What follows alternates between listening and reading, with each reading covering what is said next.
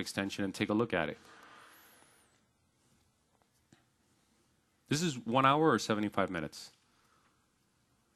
1 hour, so 10 more minutes. All right. So here's my markup extension. It's called localize.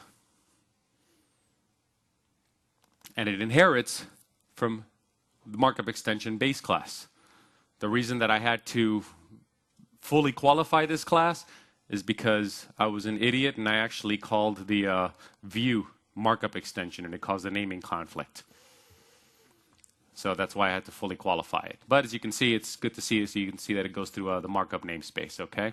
So here are the properties that I gave it. There's a property called identifier and a property called fallback value. They're not dependency properties. You don't need them because they're never going to be boundable. You're already inside a markup extension. You can't bind any further. You can use inferred property syntax, which is what I did here. Getter and setter, real quick.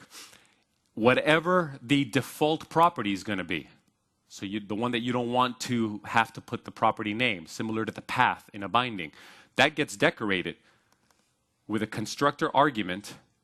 You give it a name of this argument because then in the constructor of the markup extension, you can bring that property in to a parameterized constructor. And you can only do this with one property. So this is what allows me to not have to say identifier equals. Then the rest of it is overriding the provide value. That is what we're doing. We're providing a value to the property we're setting it to. In this case, the content. So all I got to do is do whatever I want to do in order to return whatever value I want. And in my case, I just did some computations on identifier and fallback value. Obviously, I would go to a database